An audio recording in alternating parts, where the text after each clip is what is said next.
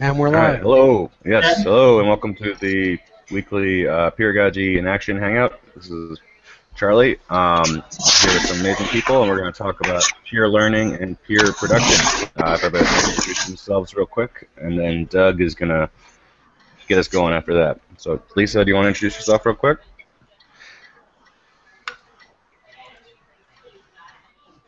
Karen, you want to go first? All right. Sure. Well, it looks like maybe we just lost Lisa. Hi, I'm Karen, and I'm fascinated by the Peeragogy project. I've been with the group for a few months now, and peer learning is something I did at my previous job, which was great. It was teachers learning how to be more effective teachers, facilitators, from one another, from working together.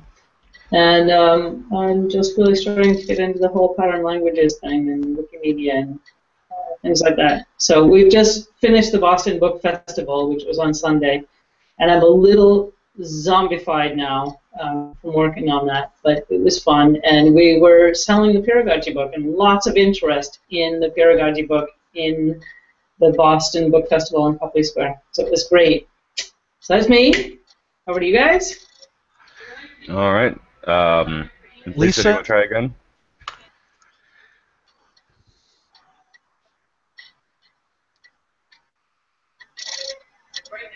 Yes. Lisa, we can. Okay. Hi. You're on, Lisa. Oh, I'm just trying to get logged back in and get into the thing that we were talking about earlier, so sorry about that. Everything got logged out, so I had No to worries, log. no worries, no worries. All right, Doug, why don't you go ahead? Sure. I'm Doug Breitbart. I've been involved pretty much from inception, off and on, with periods of greater and lesser intensity over the years. And I'm generally sort of a provocateur catalyst. And I have been spending the last few years focusing on what I refer to as 3.0 collaborative endeavors, groups of people coming together to figure things out in ways that are not based on 2.0 industrial, post-industrial models and language and approaches. And Peeragogy is one of 2 or 3 projects that I'm pretty much focused on full-time in service to developing what new collaboration looks like. That's me.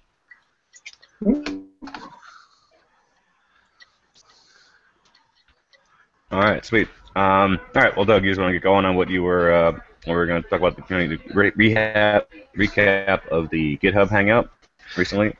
Yeah, we there was a tutorial with Joe on the Peeragogy GitHub site, which for anybody fishbowling or looking at this at some point from a getting involved standpoint is sort of the entry point. And we post-tutorial, we sort of got into core Peeragogy conversation, and the handbook, more specifically the handbook itself, and next edition. And I've been sort of, pushing on the idea of the handbook being a real handbook. Meaning being a real how-to and drilling into the project to date, but focusing on extracting lessons learned and actual sort of practical mechanics for if a group of people want to pull together to do something, how do they go about that? Without a pre-existing framework, without a pre-existing leader, without pre-existing authority structures, without pre-existing frameworks that dictate or define or constrain what ends up being done or accomplished. And the thing that I keep coming back to and focusing on, and that came out of the conversation, which is probably a great jumping off place here, is that a key feature of a 3.0 future and approach to people coming together and collaborating has to do with what a colleague of mine, Susan Cox, has coined and referred to as SEE, and it stands for significant emotional experience.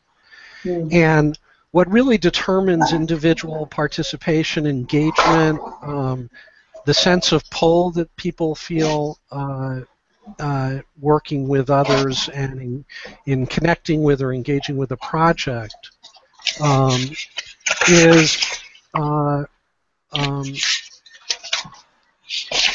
is really centered on how emotionally engaged they are in that interaction and engagement. And the industrial model, the 2.0 world and model that we're all imprinted with, is really, it's rooted in the opposite. The world of business and commerce and enterprise, from a productivity meme and a finance central meme, involves human beings being commoditized. So emotional, experiential, spiritual existence of the individual doing in a working context is really quite irrelevant. As a matter of fact, it's uncomfortable and inappropriate to introduce intimacy in those domains into a work environment. So it's literally anti-industrial for the human beings and their feelings and subjective experiential frame of reference to factor in.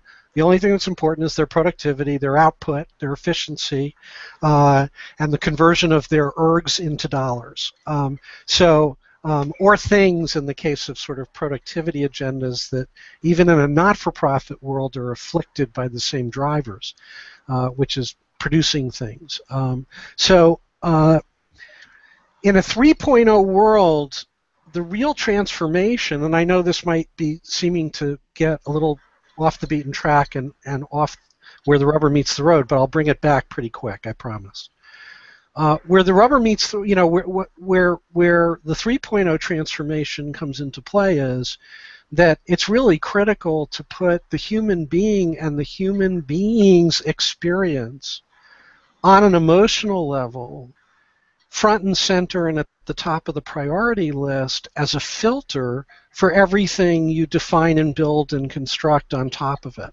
So in the context of a group of people coming together to collaborate around something in a way that is not 2.0 era, is 3.0, and is human experience and human existence and being centered, the first place you start is literally on a very granular and sequential basis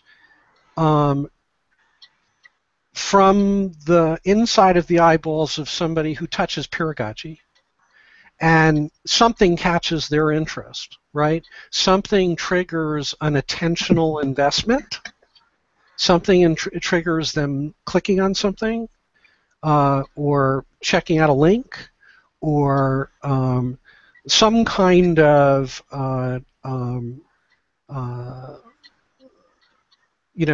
sense-based, cognitively based provocation that lands them here.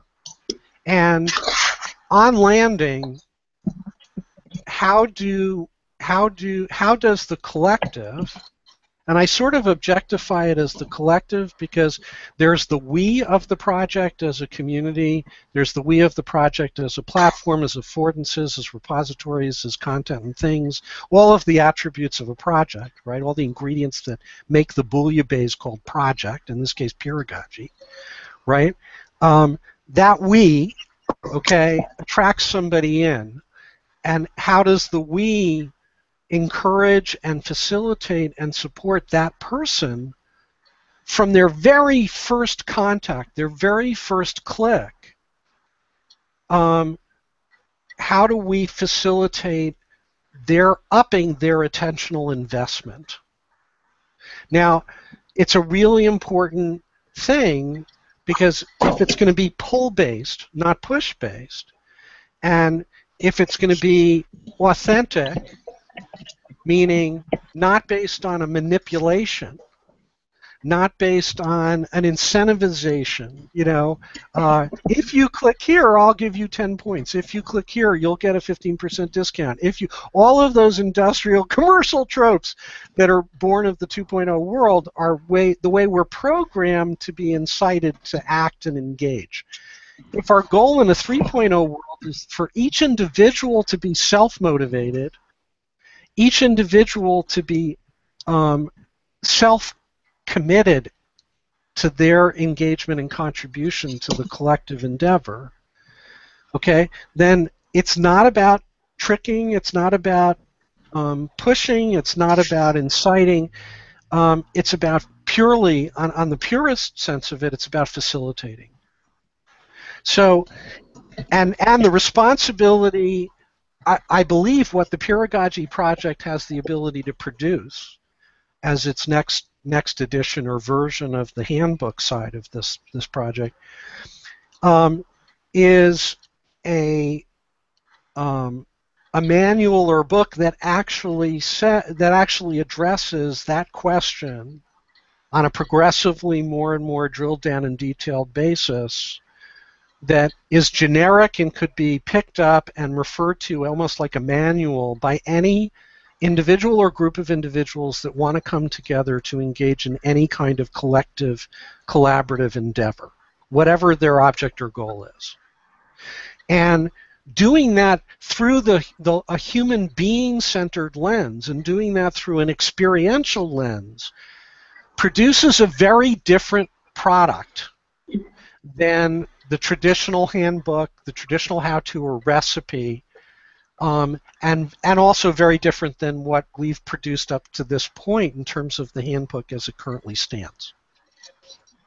So the handbook today for me is sort of an editorial take on Peeragogy, on creating a Peeragogy handbook, on collaboration, on patterns of collaboration, et cetera, et cetera, et cetera. But it's sort of one step removed from the concrete, tangible, rubber meets the road thing, which is that person just clicked on Peeragogy. What do we need to do and provide to have them click again? And this time when they click, to answer a few questions or to fill out a form as the first step toward them disclosing and declaring who they are and what they bring to the community, and the community giving them something back for that disclosure in terms of giving them a way into the project and where they could locate themselves or find affinity with other people that are in their skill set or their domain of expertise, etc. So it's very much a facilitative perspective. It's a very concrete, tangible kind of thing. Like, step one on arrival, what are they landing on? What are they getting in exchange for having given us that click? And based on that, there has to be a call to action. There has to be an ability for them to effectively click again, for them to up their attentional investment. What is that about? And when they do that, where do they land? And at each point along that train, there needs to be an ask, an acknowledgement, and recognition, which is a payoff of sorts, but it's an experiential payoff. It's we recognize you didn't have to click here. You could have clicked 5,000 other places or hung out on Facebook and wasted your time for the next 3 hours. But you came here, and we really appreciate your exercising discretion in favor of this project. We'd really like to have your help with it, and we'd like to feed your curiosity and interest in it. So there needs to be an experiential payoff for that person on the receiving end as they journey into the project. And it has to be satisfying enough and meaningful enough on an experiential and emotional level, or we lose them, or they go away. And that happens to be true of anybody in connection with any collaborative endeavor where the goal is to have it thrive, to have it grow, to have it create more and more gravity and pull more and more people into the mission and more people on board to be involved and to contribute and to participate and move it forward. Right? So that's sort of that's where we went. And I believe, we can begin to sort of parse that and break that out in the context of the Peeragogy project, use it as a model and as a sort of case study, and start to tease out the ingredients of that onboarding process. And so one piece of that is registration, sort of a means and mechanism for people to declare themselves to the group and disclose who they are, what they bring, what their expertise is. There needs to be a signaling mechanism so that everybody in the group gets a ping that says, hey, there's a new person, and this is who they are, and this is what they bring, and this is what they're about. But it may not be everybody in the project. It may just be a select group of people in the project that resonate with and have things in common with that individual, right? So you start to evolve a biological getting to know you, getting to know all about you, from the individual to the group and the group to the individual, but truly in a relationship-building way. It's not just about capturing name and address and email address and online site and website, whatever. It's not about collecting data. It's about literally, facilitating the virtual formation of relationship connection and understanding appreciation, right? Very different than the way our world currently works. And it's prioritizing the human in the process first, and then everything else second.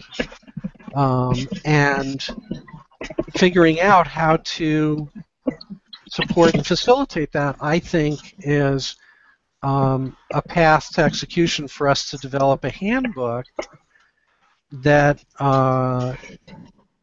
actually maps to how do you create a thriving collaborative undertaking where every step of the process and the design of the platform's facilitation and affordances and capacities support the formation of human connection, support the relationship building, support the emotional engagement. The emotional engagement of somebody in a project has to do with a bunch of things, the ingredients of which, to my mind, are, first of all, I want to be, if I'm invited in or if I have an opening to get involved in something, I want to know that, first of all, I want it to be relatively easy and low barrier to entry for me to do it at whatever level of expertise I have, technology or other, right? So if there's a barrier that I hit and I don't know how to get past it, I'm gone.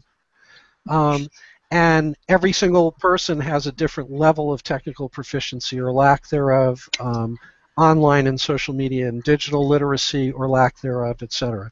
So accommodating those with less versus those with more is part of it. If I can't connect with somebody relatively quickly with who I have affinity and commonality of understanding, I'm gone. So if I'm a graphic artist and I find myself in the middle of a bunch of PhD computer science people, that doesn't work. But if there's a population of a project or if there's a team in a project that are other creative and graphic-oriented people, the sooner I connect with them and they realize that I'm around and might bring additional resource and skill set and whatever, the better in terms of me finding commonality of interest and affinity, right? And in the context of value exchange, and value, I'm not talking about financial, I'm talking about value with a capital V, which is me creating and contributing to something and being acknowledged and recognized for adding value to the group endeavor, which is the ultimate emotional driver for every human being. Is they want to be valuable, and they want to be recognized and acknowledged for being valuable, for bringing something. The sooner I can be pathed and mapped to an area where I can get to work, roll up my sleeves, and apply myself in the way that I have expertise or sophistication or experience or value to bring, and have an opportunity to get to work, to contribute, and to effectively earn and get acknowledgement, recognition, and appreciation back for doing so, the greater my level of commitment and engagement with the project on a sustained and going forward basis.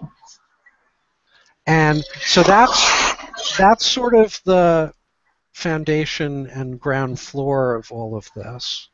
And I'm going to stop because I've been talking nonstop, but that's sort of the conceptual framework and base for where I would propose we explore developing the next edition. All right. Yeah, Karen, you have any thoughts? Or Lisa?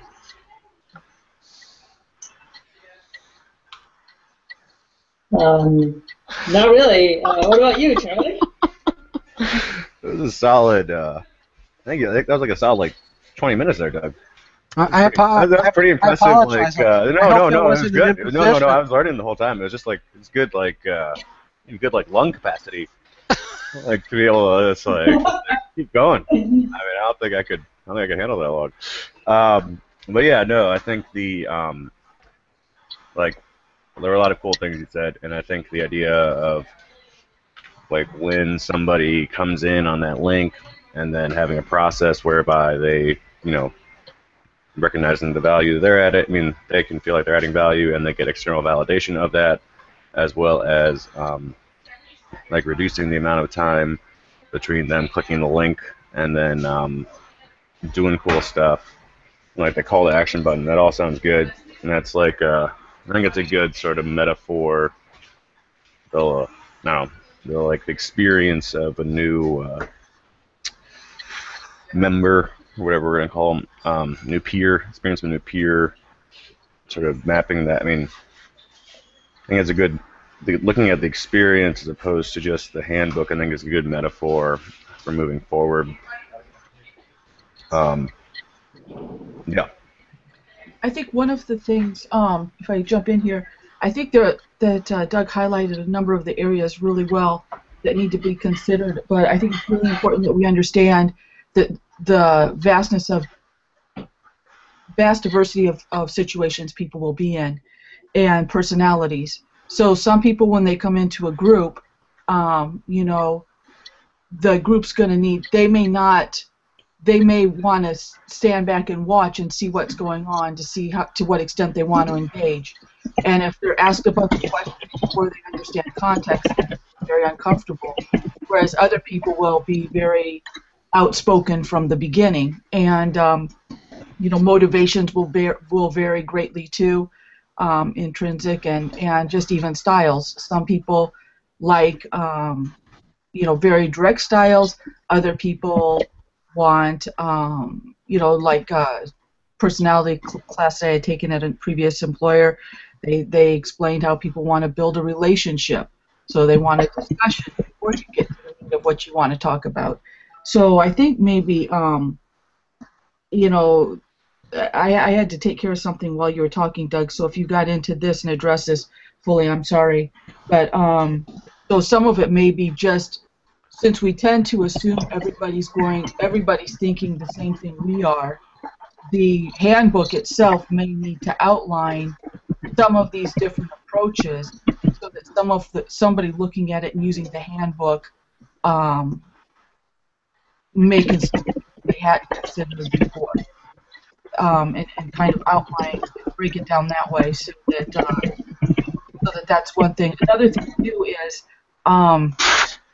if we're looking at this as far as collaboration with employer-employee situation, you may have people who have very different motivations and backgrounds and skills who may be on the project. And some of it may be interest, but not necessarily direct skills they want to learn. Other people may be on it for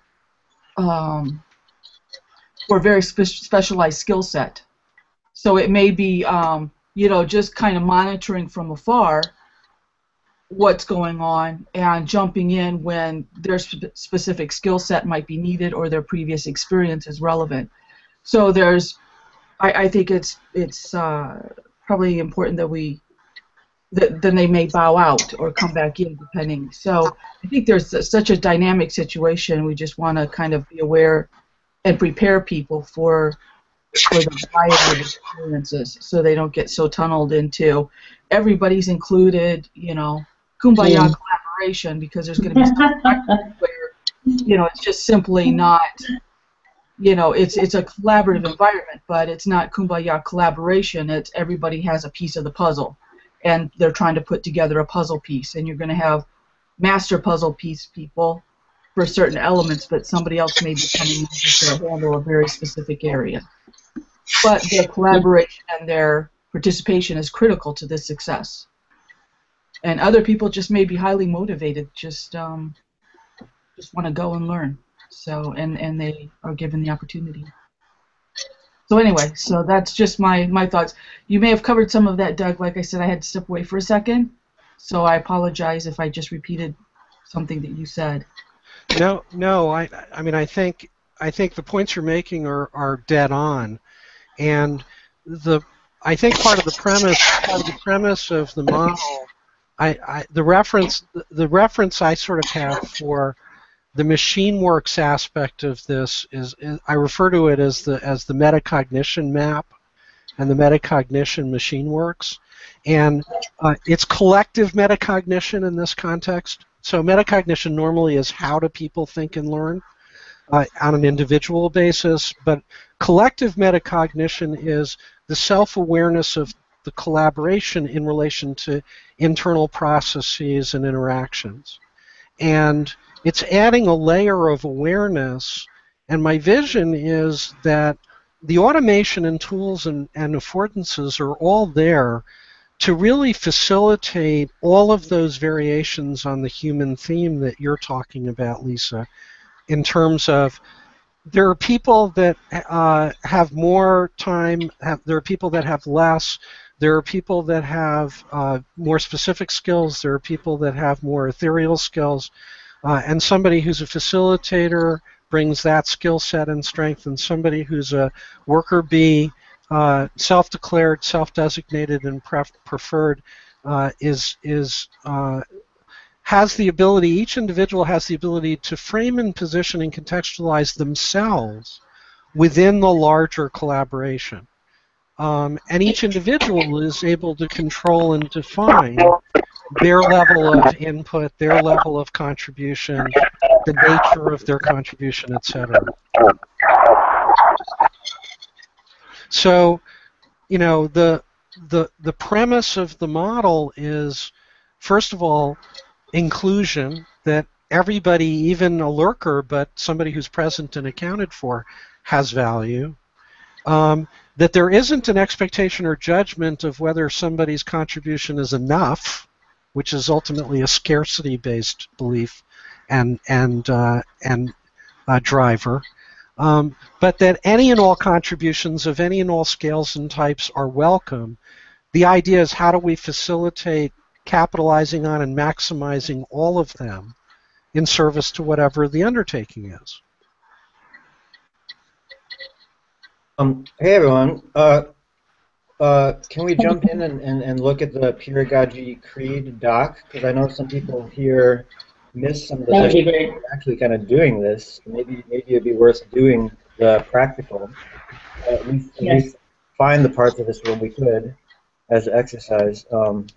Do the practical part of what Doug and Lisa are talking about. And by the way, Lisa, we got good feedback. Well, we got good feedback, we got positive feedback, we got negative feedback, we got all kinds of stupid feedback, we got lots and lots of different kinds of feedback in the workshop. Wait, Joe, you just put a Hangout link in there. Oh shit! Sorry. Okay. Try again. Let's keep the language clean Right. while we're on air. That was with an exclamation point. Sorry. Yeah. Okay. Try again. docs.google.com/document. That looks better.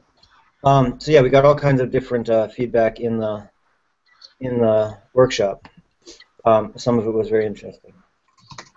And one of the things that was positive was that they liked the fact that we were really paying attention to the human aspect of the process. Yeah. Oh, okay, there we go. And then just quickly, at least I haven't seen Dorothea in a while. Dorothea, good to see you. Thanks for joining. If you want to say anything, just listen. And then Julia, if you want to, I'm gonna keep you muted because you're having some static issues, but I'll unmute you now if you want to just say anything real quick before we dive into this doc. Honestly, I can't unmute you. I can only mute you. All right. Well, Julia, if you want to say something, go ahead now. All right. All right, Joe, go ahead.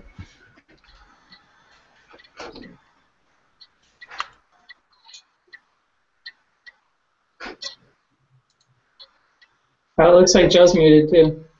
All right, Joe's muted. Okay. I can unmute myself. Sorry. So yeah, you see the title, Peeragogy stuff. It's got different parts. This part 2 is probably the most interesting for today. Part 1 was like everyone was saying what brought them here, what keeps them here, and this is extending Charlie's old interview he did, and I'll say more about that. But this part is the most important. It's like we can edit it, you know, like what brought you here, why are you here, what's the motivation, add some stuff to this list there, you know, like add some stuff there. Roles, and then I was wondering maybe we should call these, instead of roles, we could call them just activities or contributions, because a role sounds kind of permanent. I mean, then there's contributions. But then there's like fun stuff. But basically the question is like, what are we all about? Can we find and locate each other on this map? I don't know what these colors mean. I turned Laura blue. Anyway, so you know, it's like a chance to sign up. But I wanted to add the other thing about down here. We just had this workshop on the Peeragogy patterns, and these are all supposed to be next steps. And so far, they're just sitting there. So there's no one being like, you know, like, yes, I will do this, Joe. You know, in theory, I could sign up, you know, before Christmas. Actually, there isn't that because you know, I haven't even had a chance to read that, well, reread it and connect it with the stuff up here of what are we actually interested in. So I really think everyone should take some time to look at what they're interested in. Why are they here? That we're all here, so let's at least cover this part. Why are we here? And then what are we actually trying to do? And then one other thing to complicate it further, but you're all smart people, so like getting credit for what we do. You know, like if we sign up, at one time we were like managing editors or an editorial board with contributions from, but then I changed it to just managing editors and contributions from, because I thought that was more egalitarian. But then I thought maybe we need to have an editorial board. So that's an open question. Do we need to have an editorial board? And then the other thing is, for those who feel like they can get credit somehow for doing what we do here, how do you want to get credit for it? Or is credit even on the table? So that's another issue that some people may or may not care about, but let's not necessarily take away the fact that, you know, someone's going to get credit for something for doing stuff related to this. Like, let's let them get credit for sure, and figure out ways to help those people get what they need. But more importantly, like, yeah, what are we all here for? We shouldn't agree that it's all the same thing. So like, and I also feel like unless these have names by them, like unless someone is saying like, you know, Joe, I signed up for that, then you know, then we should just delete them because they're not really relevant for us. These are like brainstorms. So that was my quick catch up with where we're at with this doc.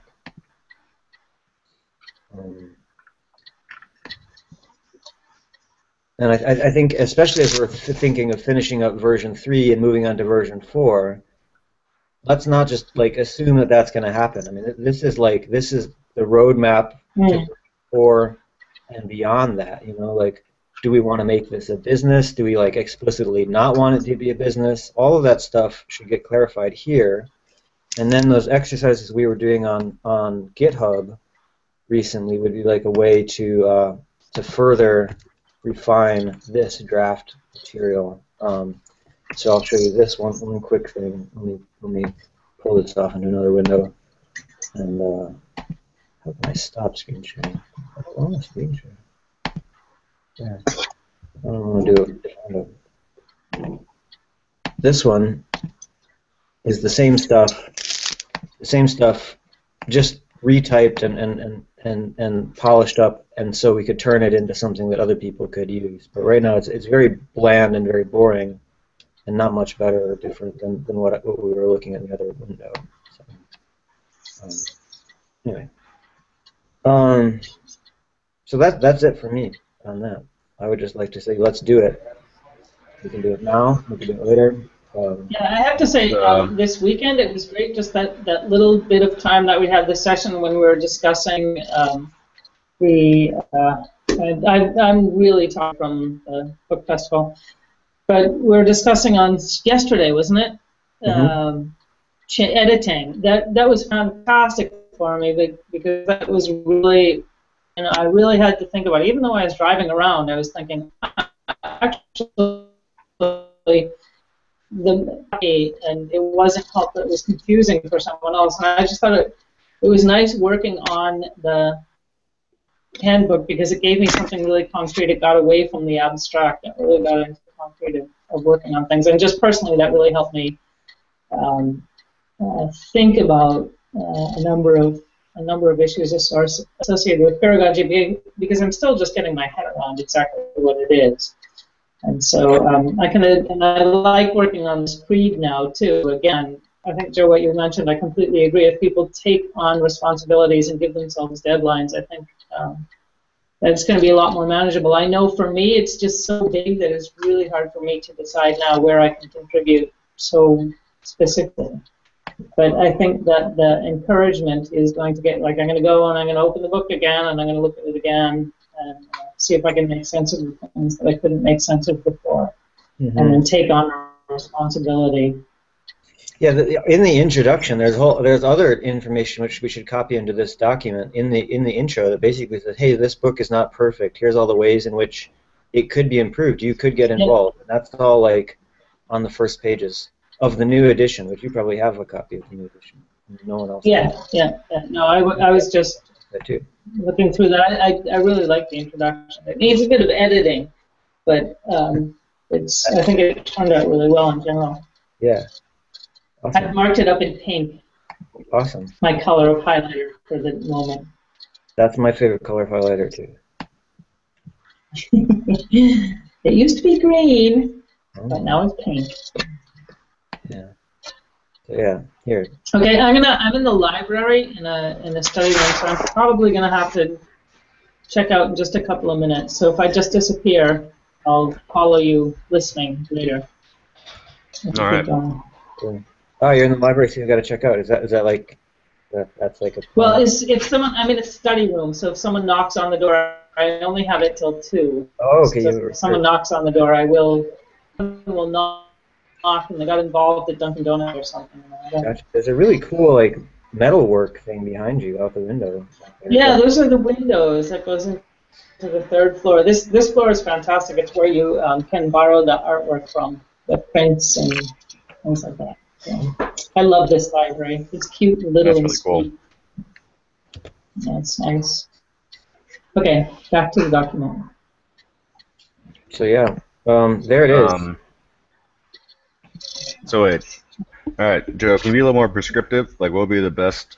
Yeah. What would be the most specific, I easiest to understand task to move forward on this? So there's 2 steps. Like, well, the outcome. So let's go for the end first. Like the outcome. Like I would like to see some vetting of these next steps in this box here, on I don't know what page.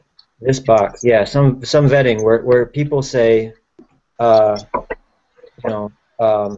will do this, or I will not do this, or this is impossible to do. Like read each one and say like, yeah, I would like anyone to say like one of 3 things.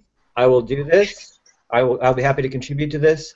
This is impossible to do, and we can't do it, so I don't know how to do it. Or I understand how it could be done, and I'm not interested to do it. Yes, that's fine.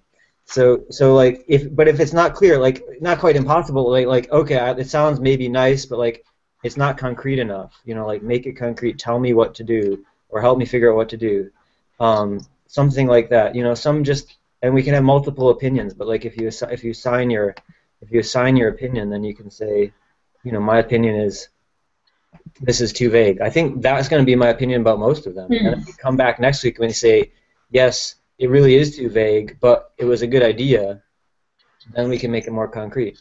Yeah. So that's the outcome. And then the warm up, if you feel like that's not satisfying, go back up here and you look back at let's say you were really interested in graphics and you're like, you know, I really want to add some graphics, you know, then you go back down here and say, well, I wanted to add graphics. How come they didn't have a next step about adding graphics? You know, where can I do that? And like, then you can go in here and be like, I'd be willing to add graphics, you know, things like that, and then or whatever, something like that. So that's what I mean is like, see if you can find yourself in this list, and if you can't, guess what? We can add more. You know, and that would be the beautiful thing. Don't feel it is prescriptive, but it's open-ended. So like, you know, we could have another pattern called, you know, like directly responsible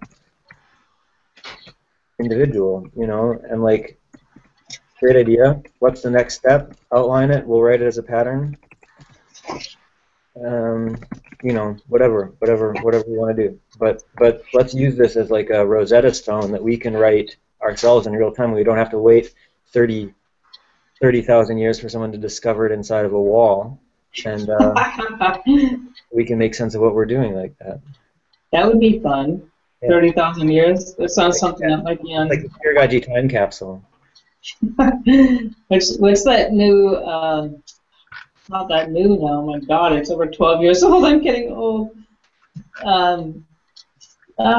Shoot. Never mind. I'm drawing too many blanks today. My brain is out to lunch.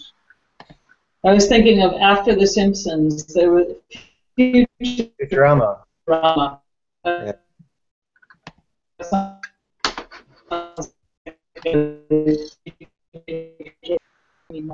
Painting at it. I have the Peeragogy book here. Oh well. If we don't cite Futurama in the book, that's definitely a problem. That would be fun. Doug and Lisa, I meant to like help your conversation by giving a visual aid, not like take over and end it. Of course, we're also maybe running out of time. I don't know, but I hope that what I jumped in with was like clearly like a practical step towards what you were talking about, but maybe not. Doug, I think I saw you making a bunch of edits on the page. So, any feedback about this thing from you two? I don't hear you though. No, I mean I think this makes sense, and I think the key though is to get really concrete, rubber meets the roadie about it in terms of tangible, nitty-gritty versions of this. So, I mean, I actually changed whatever was there before to onboarding, which is the concept of somebody new coming in, and how do we facilitate that? I think, you know, if you apply that lens to all of these, I think that's, you know, that's how we can sort of ground it and cut to a much more tangible chase in the doing of this. You know, you and my last conversation the end of last week about you know, membership registration, and you were able to pull up the form and the table and database that was generated previously in a prior incarnation. And what do we need to do to make that actually serve, like be facilitative? That kind of stuff to me is reduce, reuse, is that reduce, reuse, recycle? I think it probably is. So in the context of that, you gave me those links. I'm going to be working on and running with them, but it took you and you because you have an encyclopedic reference base in your head of all the things that have been created before, and me because I can start with what those were and then modify them to walk them closer to an experiential, process-based version. So I think the more concrete and task-oriented, the better. Absolutely, yeah. These next steps are meant to be, they can be bullet points. There can be more than one next step per title. And someone put in the chat, I guess, Charlie, what's the latest roadmap? I mean, this is like the excerpt. This is like the take-home points from the roadmap, but I'll definitely add a link to the latest version of the whole document, which we just revised today and yesterday. And we're going to keep revising it, but I'll add an updated thing. But yeah, Doug, I mean, the one about people signing up, and we were talking about how it's just kind of like an information black hole. In the way we were doing it. I mean, that's not doing anyone any good. It's not doing them any good. It's not doing us any good. It's not doing anyone else any good. So, like, we should have room to, like, say, find that spreadsheet, copy that information out, and delete it, and, like, make sure there's no more links to it online. That can be a next step, and there'll be another next step, which is, like, figure out how to welcome people in the future so that they actually get addressed. And yes, that's mostly onboarding. It's a bit of reduce, reuse, recycle. But maybe the reduce, reuse, recycle aspect of it is like make a better index of the documents that are there so that we don't have to have a big interview about that. But there's just a 2-page list that says these are the main documents we have developed over the last 12 years. Here's the responsible person if you want to ask that person, and then that person will actually respond and answer questions about it. This is only it's a placeholder for that kind of activity, but it's a get started. It's like we're sourdough bread. This is the goose you add in to make your sourdough bread get sour, and we're the flour. I don't know. I make a lot of sourdough bread these days, so that's my metaphor. Oh, I love it.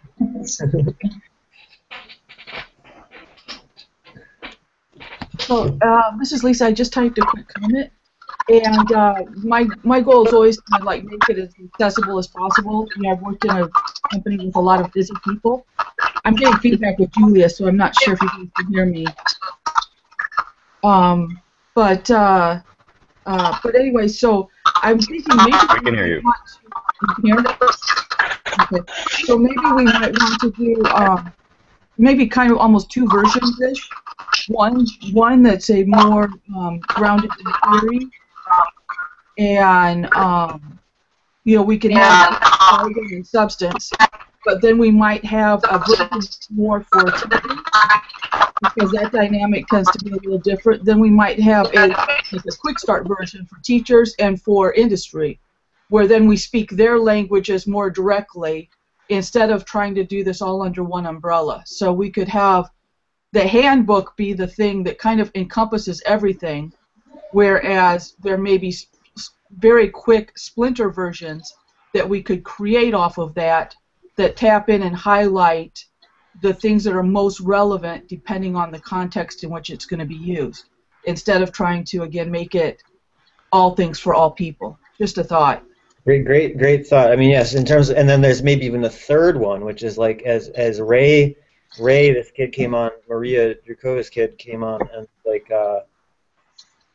who is the audience? And I was like, the audience is us. So we don't even have to make a public version. Like, it can be as academic or informal as we want if we're the audience. So we might have like at least 3 different versions.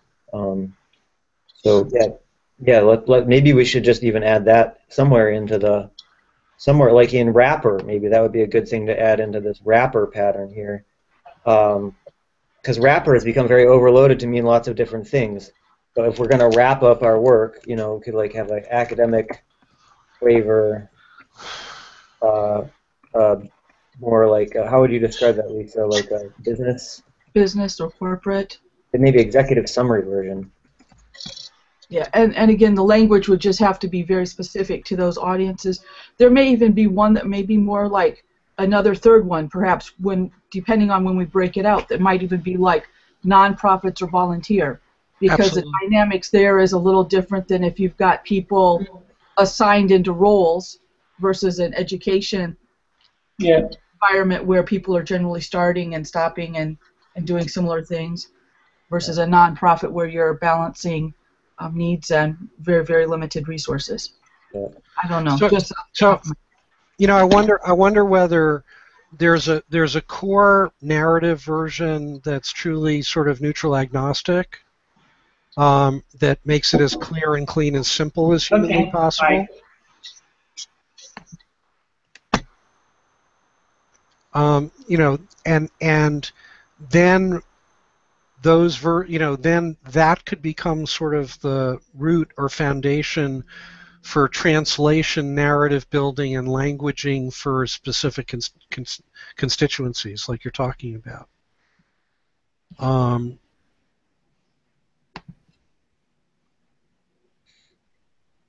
I think that would work. So we're not embedding the different languages into Correct. one document. We can actually have a common concept. It's like the tree, right? Yeah, because if we don't define that, if we don't define a fundamental principle sort of starting place from which all of those different narratives are going to be customized and tailored, it's sort of like making a sauce, and it always starts with the roux. It always starts with the butter and the flour. Then you can add the cheddar, and you can add this, and you can add that, and whatever. But if we can distill out the core foundational properties of this thing, then at least it provides a mechanism for somewhat controlling and standardizing and evolving the roots, right?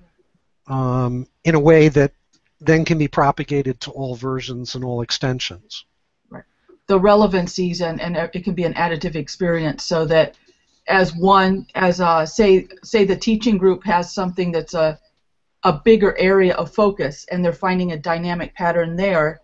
As they find that, they can bring it back into the whole, and that may help the business side, for example, understand something that's going on, but it may not be as prominent and as understandable, but they can go, oh, that's this. So it'd be a way of translating things back and forth too. Exactly. That would be good. Exactly. So I just wanted to bring in, because when we talked about this document, Doug had this idea of like a welcome, like, okay, if this is your absolutely first time coming out of nowhere and you landed on this page, like, here's something to do. But it could also be like, okay, depending on your main interest, like, here's this metacognition exercise could then lead to like a click here, like, if we just had a list of those things, like, I'm mostly interested in teaching whatever, and then we could use that sauce to make those different versions. So that's the kind of thing that these branches and stuff on Git could help with. But don't worry about the technical details. I just wanted to say, like, yeah. But that's the idea. It's what's the experiential and transactional interactional flow from beginning to an established, evolved, veteran participant. And I think if you start from an experiential frame and we were to build and flesh that out as a creative / brainstorming process, we would end up evolving something that could be really, really, really powerful. Because you back calculate. So, I arrive and I have no more than 2 or 3 choices initially. So the first choice might be, what is this? And I click on that, and it takes me to a paragraph that says, this is what this is. Right? A second paragraph says, a second choice is, do you want to get involved? And that takes them to a fork. And if the third one is, would you like to talk to somebody about this? That takes them to a fork. That it doesn't matter that we don't control and define the user's experience, the visitor's experience, the new peeragog's experience, we figure out how to facilitate them driving their own experience. What was the first one, Doug? I just wanted to record that. The first one was, what is this? Like, yeah, what is peeragogy? And it takes them to a paragraph that answers that. And then from that place, what are the forks? What are the three choices, right? So each path they go down, we should be able to flesh out like an experiential progression of engagement and connection, interaction, feedback, response that produces, at the end of the day, it produces engagement, connection, and involvement. Mm-hmm. That's the goal. And on that level, it gets very mechanical and transactional in terms of the deal.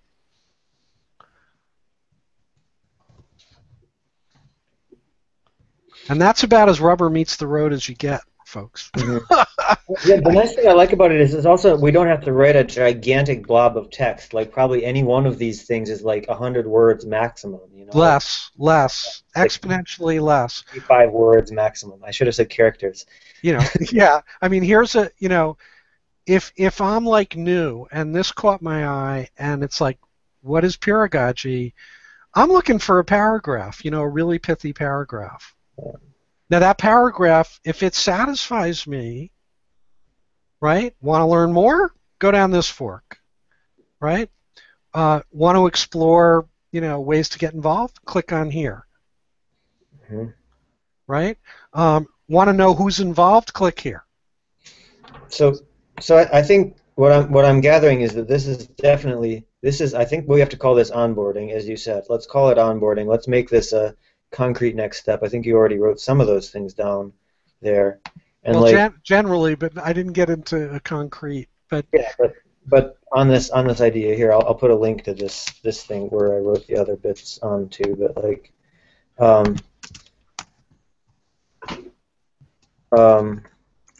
you know, yeah. So like, a next step for the project is like, you know, let's pick a time, let's pick some people so that no one's like too isolated working on this all by themselves, and like, let's make a rough draft or a mock-up and like get it onto the web page, you know, stuff like that. Like it's probably like 3 meetings or something to have a prototype of this thing, because it's all a wiki on this thing anyway. So if you put it on there and you say, you know, I want to change it, you know, let's say we don't want to call it welcome, we want section 0, we want it to be called onboarding or something. If we want to change it later, we can change it later, but you know, like let's make a goal to make that show up sometime soon. And then maybe that's enough. I don't know. Maybe the handbook isn't even the best place, but it's a place to stick it. And I love this like new look of the handbook. Anyway. Yeah, it's very clean. Yeah. So that's one obvious one. Any other ones? Dorothea, you mentioned some idea. Did you already mention the idea, or do you remember what you told me on? I think you said it on Gitter. You said you have a cool idea about something to do with peeragogy. Gitter.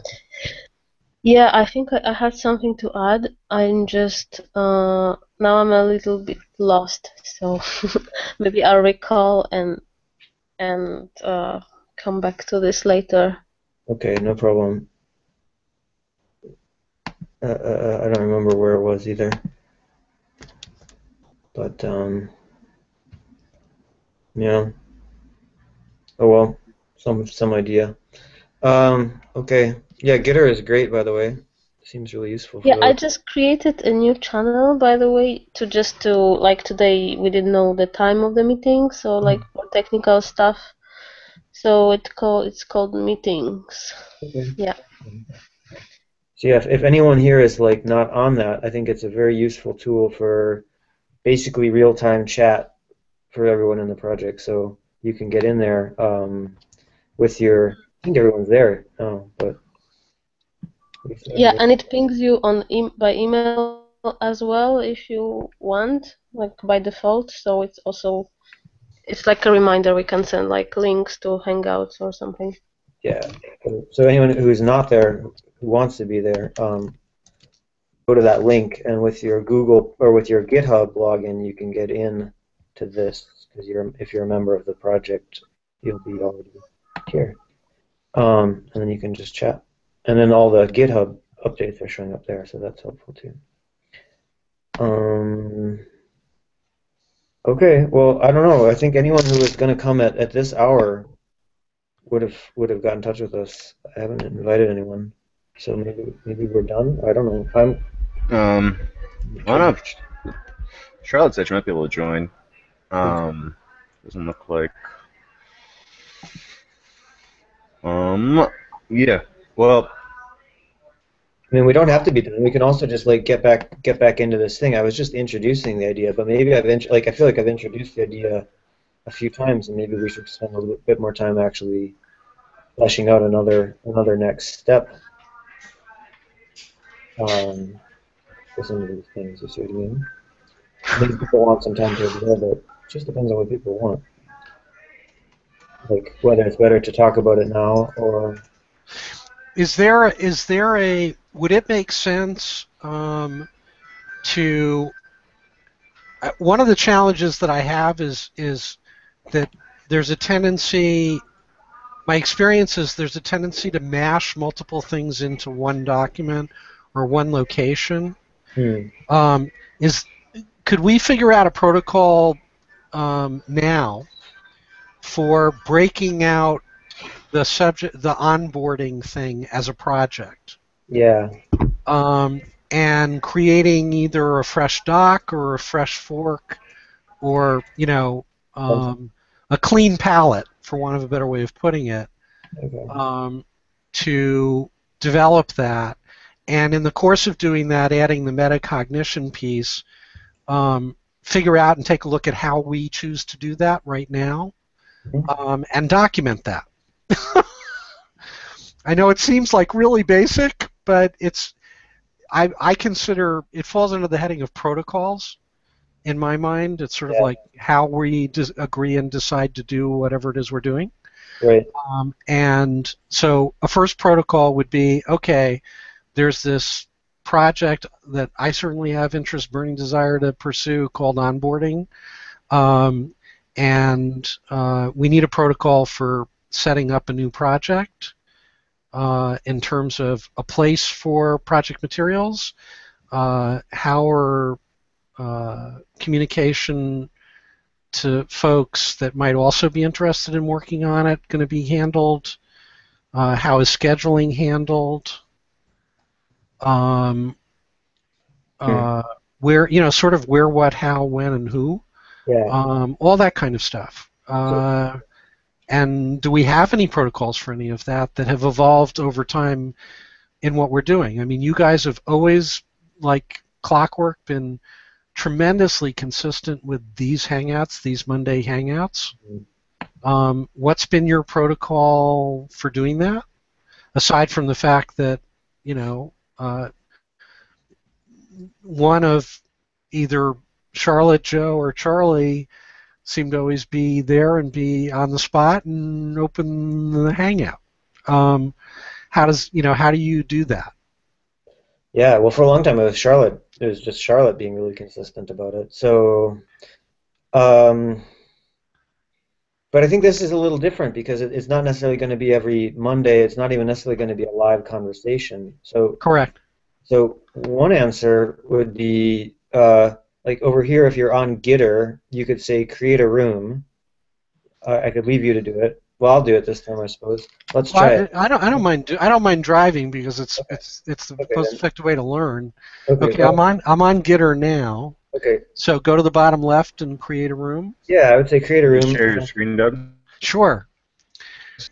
Thank you. Let me do that. Yeah. Hold on. Not that will necessarily solve all the problems, but that could be that just seems like a good first step, like onboarding. It doesn't have a doc, it doesn't have a repository, but you say, hey, there's a place, this is a topic, I want to talk about this, here's where I got the idea from, and here's what I propose, what do you all think? And then you can keep messaging people. So you could say like, at Dorothea, at Charlie, you said this was a good idea, at Joe, does this look good? whatever.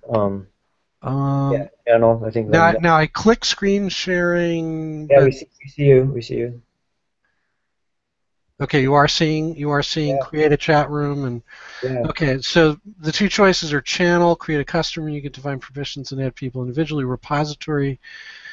I think I want that's interesting. I think you want the first one this time because you don't have the repository yet. So you're basically Correct. proposing maybe we'll create a repository. Okay. So, and we're going to call this Peeragogy, and room name we'll call onboarding. Yeah, you could call it onboarding. That makes sense. Okay, and is somebody documenting what I'm doing as a sort of Protocol. step list? Let Or could me somebody do that in the chat of have the to. Hangout so that we document? I'll do it here on this creed thing. So Okay. how about So permissions I'm going to set to organization. So people that volunteer will join that are in Peeragogy, and I guess yeah, that's good. okay. So I'm going to create. Then you could go add some teammates. Well, you already saw like interest from Dorothea and Danoff, so like you could just click add Dorothea, add Danoff, so like for sure those people are interested. Okay. Um, So I'm going to add Dorothea. Dorothea, am I adding you appropriately? Did you express an interest in joining into the dark side on this? yeah, And Charlie, and your game to play with us? see this? There's Cool. that +1. I think that's enough to at least get an Okay. initial Game. middle Cool. thing. So there's some initials. I will not be joining this one just because I want to take a break from joining things. I'm not joining That's it. okay. That's okay. But I don't know what you do next. So I think is there a Okay. button? Oh, there's an X at the top of that box. So if you go to the X at the top of the box, I guess you can get out of the box. Okay. And then you could then say, type down there. You probably don't want to type what next, but I think like you could create a Google Doc. You said let's have a fresh start. So why don't you create a public Google Doc and say, you know, paste the link in there.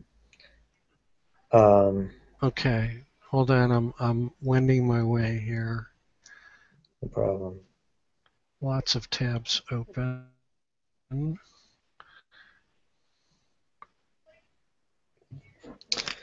And I think I don't know that a blank Google Doc is going to do a whole lot, but it's a start. And if you put it in there, you put a link there, and you say, hey, can you guys add some notes here? What do you think of this? Or and if it goes silent and no one ever sees any updates there, then maybe I'll jump in, or you can jump in. And you can say, hey, this is silent. I thought you were interested, or whatever. Because this room, we'll see notifications about it. At least I think we will, even if we don't sign up about the room. Right. Let me see what I see here. Okay. So I'm going to Google Drive. No, I don't see it. Should I stop screen sharing? You don't Well, I'm know. going to stop screen sharing. Yeah, it's not that interesting to see you create a Google Doc. I'm kind of concerned why I didn't see a public For a minute. showing up. Dorothea, do you know how you got your rooms that you created to show up? Maybe it's just taking a moment. Did you do something different than Doug just did? I'm just going to Peeragogy Drive to set it to open a doc. So I haven't gotten there yet. Bear with me. Yeah. Maybe Dorothea, my question was like, did you that one? Yeah, I see the link, but it's not showing up on my menu on the left. What's the question? Did you like click through and add everybody before when you created the rooms? 'Cause like I can get into the room, but it's not showing up here on my menu on the left. Maybe if you refresh, it should be showing. It's just maybe it's slowly. I can see it in your screen. It's there. Oh no, it's not. I'm on it, but If you refresh, yeah, nothing yet. Maybe I have to join it. What if I add? But I'll just try adding myself.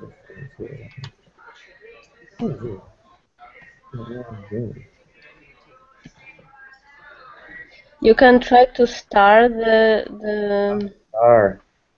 Okay. and then it will appear Yeah, but now it has a on the star. top. Okay. Okay. Well, there it is. At least it appears.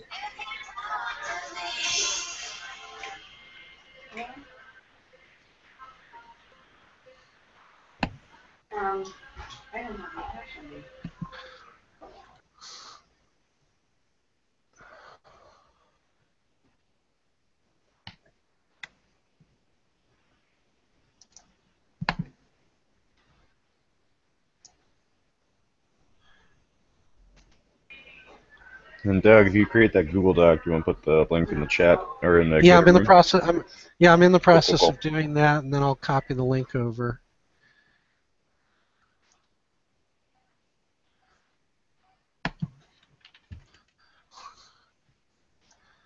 Sorry, I'm working on the little laptop that could with three Nah, screens, no worries, man. No three worries, no screens worries. and about 50 tabs, and it's smoke's coming out. Okay.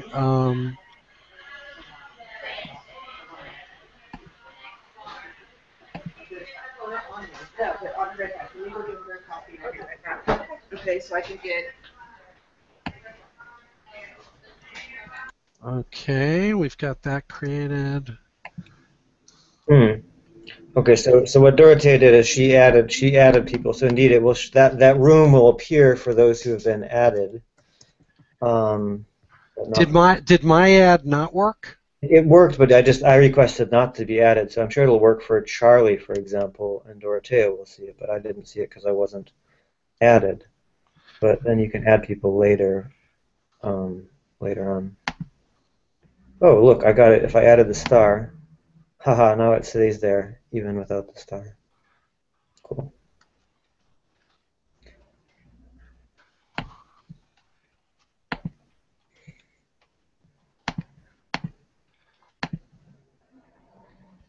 All right. Okay. So that's good, and I think then of course we could also copy in a little bit from that Creed doc if it's still floating around someplace. This the bullet points you had there.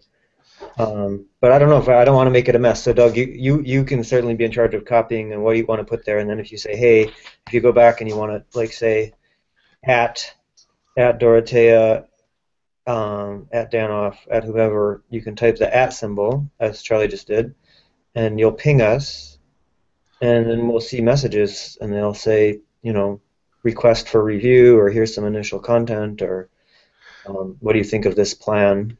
Okay. And What I just posted in Peeragogy / onboarding on Gitter, yeah, did that automatically ping Dorothea and Charlie? pretty much, yeah. I think at this point, if you're subscribed, it will ping, it will go into your email. That's how it is for me. So like I see email about it. I didn't see Okay. So the distinction. So if I do the at, then that's sort of like a real-time chat. I'm not sure the distinction between between yeah. notifying them via just the post or actually incorporating an at Charlie at Dorothea. If it's anything like IRC, I think posting is sufficient. Just posting is sufficient. But if you have a specific direct question for them, or you want to get their attention, then you can give an at sign. Gotcha. I think Um, also like because of the, I mean, who knows how much volume there'll be, but if you want to target somebody specifically, so they don't have to sort through everything to find what you're saying, then you have to do the at symbol. That should get them specifically for that point.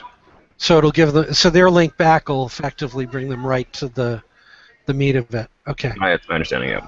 Got yeah. it. Yeah, and this Dorothea, this is huge. This Gitter thing, I think, is going to really be nice. Find this with the GitHub. Can really be a way. Stuff Doug's been talking about Doug and Charlotte been talking about for years. Organizing all of our stuff and in a way that's organic and we can actually keep track of things. Hopefully this will work out. The Yeah, only, and I well, think go and ahead. I think it will also help to like stay up to date with GitHub issues and like because it's integrated, and I think it will help maybe have more engagement into the GitHub commits. Yeah. So I just, and by the way, of course, you could, if you do have, it doesn't have beautiful, wonderful integration with Google Docs, but it does have Yeah. wonderful integration with GitHub. So Charlie was asking me, hey, is the latest version of this document on GitHub? And I didn't even have to think about it. I just like moused over this thing here on the right, and I'm like, yeah, I did put that on GitHub. And then if you click on mention, you just get that link. So you don't even have to think about all these weird numbers or like what repository was it in. So now if Charlie wants it, he can click on that link and like it will go open in GitHub, and then there you have the changes. It's very easy. So it's nice. I'm not screen sharing anymore, but hopefully you get the idea of what I'm talking about. That panel on the right is like really nicely integrated. Oh, and then that's another thing for you, Doug, is like if you're in this onboarding thing, uh, see this button where it says configure your integrations on the right? Where are you in Gitter? Yeah, let me switch on. Yeah, I'm on Gitter. If I Yeah. switch, there we go. Configure your integrations. Yeah, if you click that, then you can make it to integrate with at least GitHub. Like if you wanted to get integrations from a specific repository, if you want to create a new repository in addition to this Google Doc, then you can configure integrations, and you'll just see notifications about Oh, that very cool. repo. So like if you make a little wiki, um, if you make a little wiki on GitHub, there it is. But yeah, look at all this other stuff. If you wanted any of these other crazy nerd tools, you could integrate them. I don't even know what they are. I've never heard of any of them. So there you go. Very cool. Trello, I guess I've heard of. So okay. Yeah, but if you guys like wanted a Trello for onboarding, then you could integrate it. Got you. Yeah. Cool. So that's a bit of a step. All right, well, During the I week, guess if we really want to follow up, we can like keep watching in there and see like, Doug, did you do it? Or Charlie, did you do it? Blah blah blah. Very cool. Yeah. yeah. Peeragogy in action.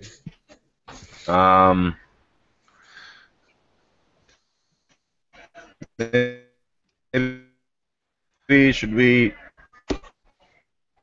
I don't know. Like start with 3 or 4 step process, or step 2, step 3, like mention it in a Monday Hangout.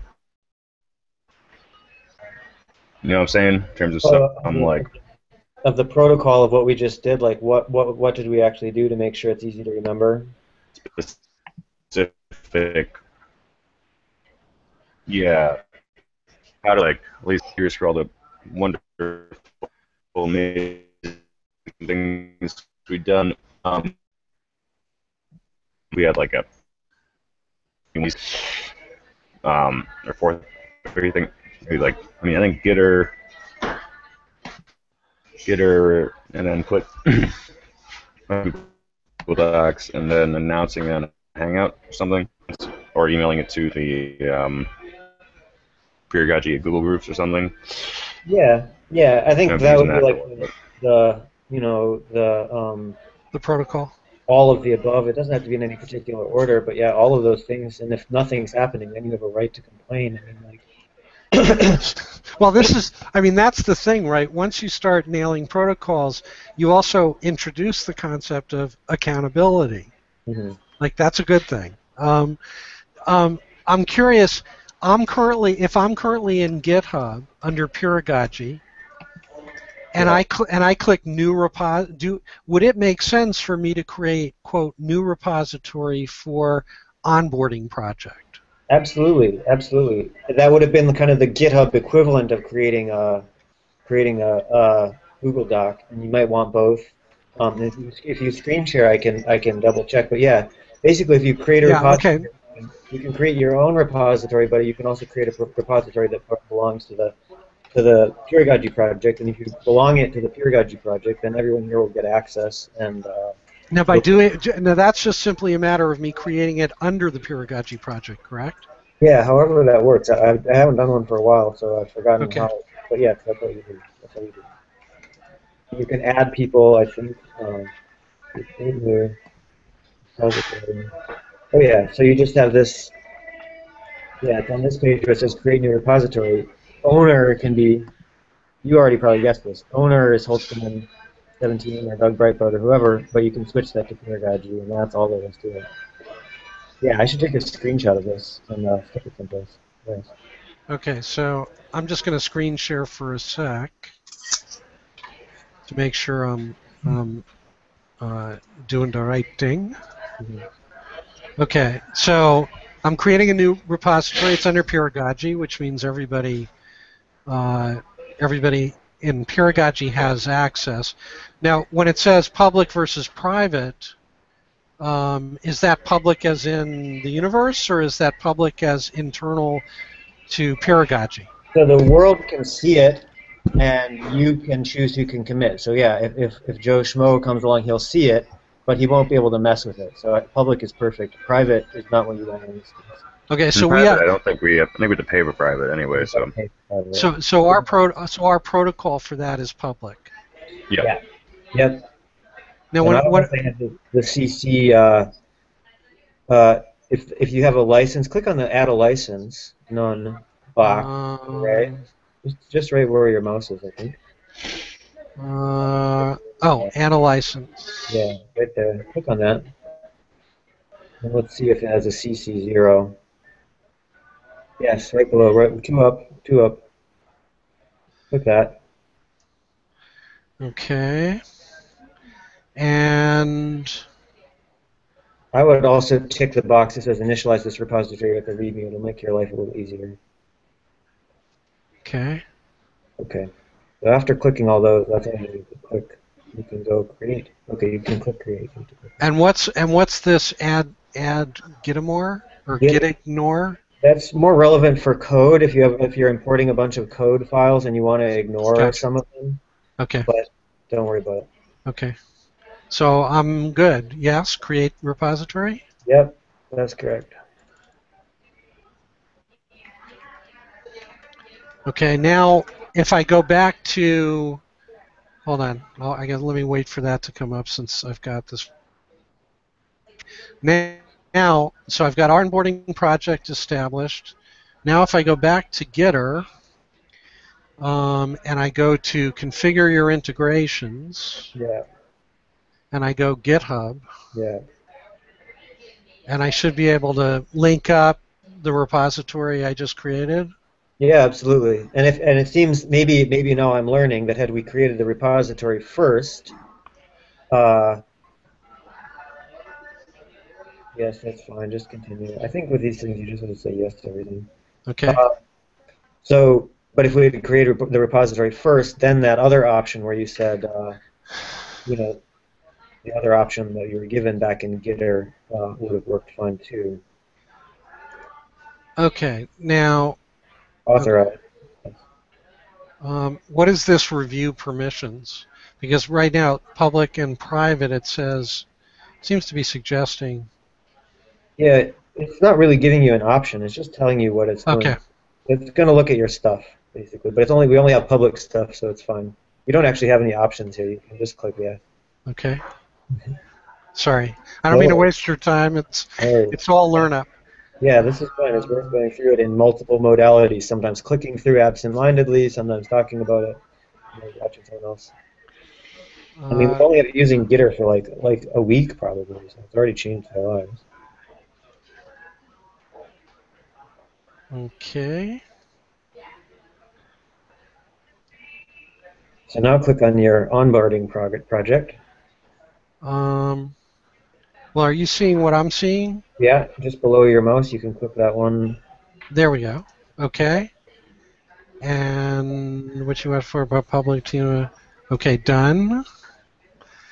And I think now you got to hit the X in the upper right. Okay. Okay. So nothing's happened yet, but I think In fact, I don't know why you're not seeing the chat from Dorothea. I think you need to reload this thing. I think it's hung up somehow. Should I reload? Yeah, hit reload just to see if anything changes.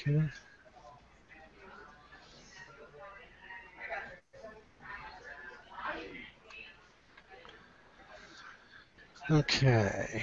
So I want to go to Peeragogy onboarding. And there we go. Yeah, so it needed a manual reload.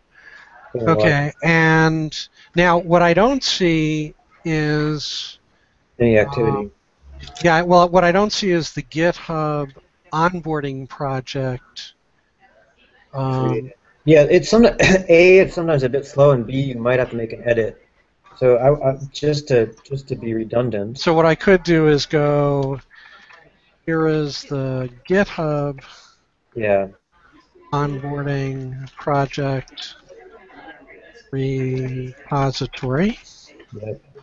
And then include the link. Yeah, that'll certainly work. And Charlie, you got notice of that?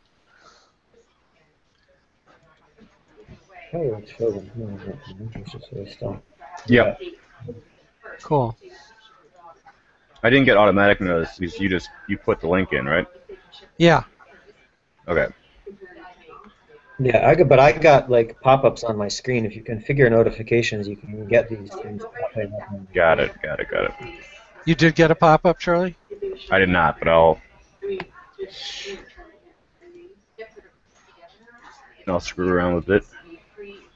Yeah. So maybe the answer is, well, let me try a.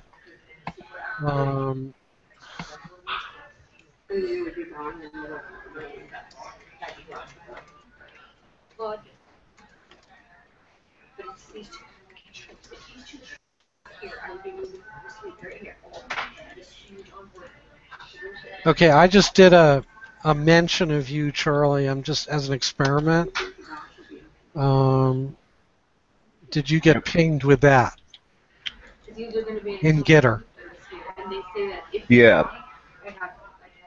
So that okay.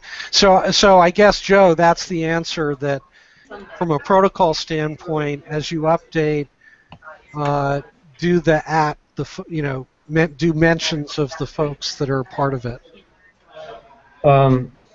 Yeah, that's certainly useful. I'm going to quickly make a on your README, I'm going to make a quick commit on the README in the in the repo, just to see if this actually triggers anything to come through to Gitter.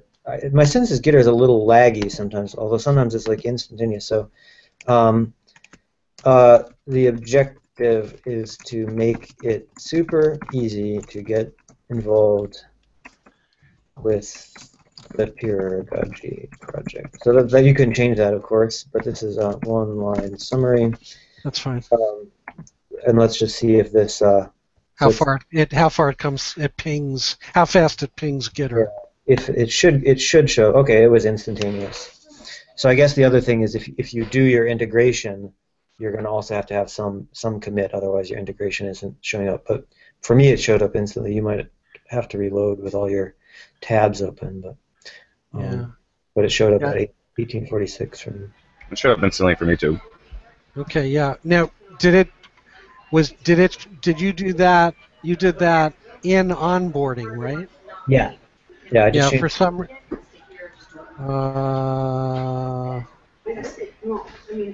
I see it under. Peeragogy. I see it under activity on the right. I'm not seeing it in the Yeah, that's as intended or as hoped. Okay, cool. The activity cool. is always what's going on externally on your integrations. The chat is basically just a chat. Okay, got it. So yeah, I got that immediately. And then if you mouse over the purple thing, then you can interact with that object. So the purple thing, you can mention it or you can open it in GitHub once you mouse over it. And so that's how you kind of know what's going on. Very cool. Yeah. Nice.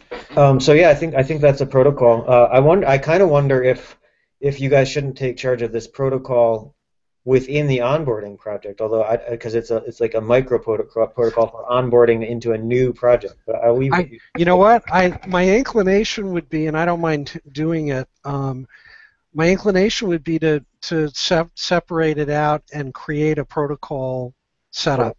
Yeah, that's a great idea. And we can start creating a library of these kinds of things. Of these kinds of things, yeah, and or extract and aggregate from past, because I think there was a little bit of protocol definition done over the years and at various times on various things. We can find all of those and aggregate them under one place that ultimately maps to a how-to repository, which would be very cool because then it's contextual. Then we can tag it, type it, and contextualize it in the onboarding stuff. So somebody at any step along the way, if somebody has a how-to question, there's a how-to button that will contextually take them right to the protocol. Mm-hmm. So cool. I'll set up a protocol like we just did for onboarding, and then where do we have? So did you do this in the chat? You sort of tracked what we did, the steps of what we did, or who was grabbing that? I don't know that anyone was really writing it down. I think I wrote down something on the creed, but not a lot. Okay. You'll remember roughly, I think. Yeah. Well, by the time I do a second one, I'll be able to create a protocol. Cool. And just a thought, it might just not be just onboarding how to create something new, but also onboarding here's where everything's at in general. Here's how it's structured if you're just starting, and then here's how if you want to add something, here's how you would add things. Yeah. Maybe just a thought. Yeah. So indeed, yeah, these three things like onboarding, what's already there, and how to create something new. Those are very related issues. Yeah. I just mentioned that in this chat here on Gitter. Onboarding, how to create something new, and what's there already. Yeah. I have a feeling we have a lot of protocol resources that we can extract from. This is what I was talking about in terms of distilling the gold out of the Peeragogy project. We have a lot of protocol stuff I suspect we can distill out. I know. I put together a slide deck, like how to create a bulletproof Hangout on Air for Dummies slide deck that I could certainly throw into a protocol section on how to launch a Hangout on Air.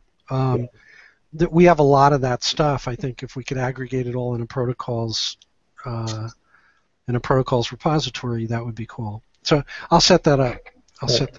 Yeah, and I think that there are certain things like Charlotte knows like some techniques like that are like she said like if you want to create an event, like go to your old event and like copy it, which I didn't even know you could copy it, but that's her preferred way to do it. And so like you might not know that, but once we have that, then Charlotte can add that kind of step. Or some of these other questions I had of like, do we need an editorial board? And like some people say yes, some people say no, some people don't care. We can decide something and stick that in, because now as it just is a concern. And like the great thing about the protocol, it's a wonderful place to ask those questions. Should we have an editorial board? I don't know that it's a foregone conclusion one way or another. So it's a great place to have the dialogue. Like we can create issues there, and we can say like, issue, should we have an editorial board? See, and I come at that, being the experiential hound that I am. Because I'm sort of like a dog with a bone with that filter.